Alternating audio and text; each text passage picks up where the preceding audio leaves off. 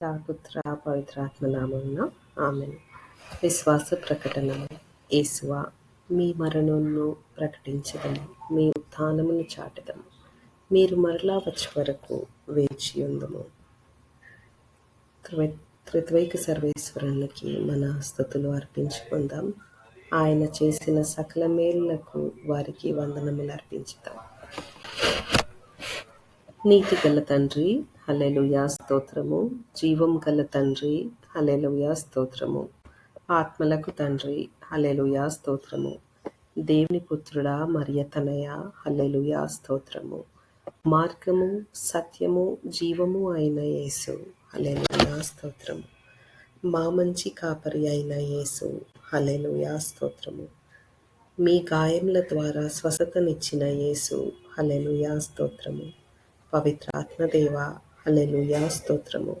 సత్యస్వరూపియగు ఆత్మ, హల్లెలూయా స్తోత్రము. వివేకమునొసు ఆత్మ, హల్లెలూయా స్తోత్రము.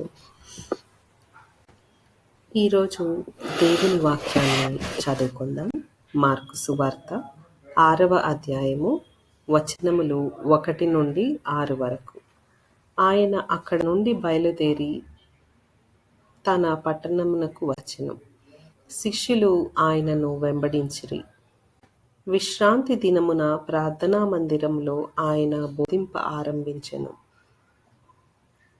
ఆయన బోధనలను వినుచున్న జనులు ఆశ్చర్యపడి, ఈయనకు ఇవి అన్నీ ఎట్లు లభించినవి? ఈయనకు ఈ జ్ఞానము ఎట్లు కలిగినది? ఈయన ఇటు అద్భుత కార్యములను ఎట్లు చేయుచున్నాడు? ఈయన వడ్రంకి కుమారుడు కాడా? మరియమ్మ కుమారుడు కాడా? యాకోబు, యోసేపు, యూదా, సీమోను అనువారల సోదరుడు కాడా? ఈయన అక్క చెల్లెండ్రు మన మధ్య ఉన్నారు కారా అని చెప్పుకొనుచు తృణీకరించిరి. ప్రవక్త తన పట్టణమును, బంధువుల మధ్యను, తన ఇంటను తప్ప ఎచ్చటనైనను గౌరవింపబడును అని యేసు వారితో పలికెను. ఆయన అచ్చట కొలది మంది వ్యాధిగ్రస్తులను తాకి స్వస్థపరచెను. కాని మరి ఏ అద్భుతములను అచ్చట చేయజాలకపోయెను. వారి అవిశ్వాసమునకు ఆశ్చర్యపడి ఆయన పరిసర గ్రామములకు వెళ్ళి ప్రజలకు బోధింపసాగెను. ఇది క్రీస్తు సువిశేషము. క్రీస్తువా, మీకు స్తుతి కలుగును గాక. వాక్యాన్ని ధ్యానిద్దాం.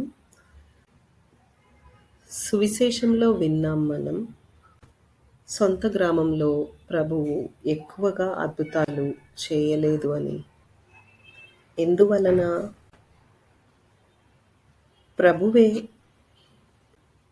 చెప్తూ ఉన్నారు 6వ వాక్యన, వారి అవిశ్వాసం చూసి ఆశ్చర్యపడ్డారు ఆయన అని.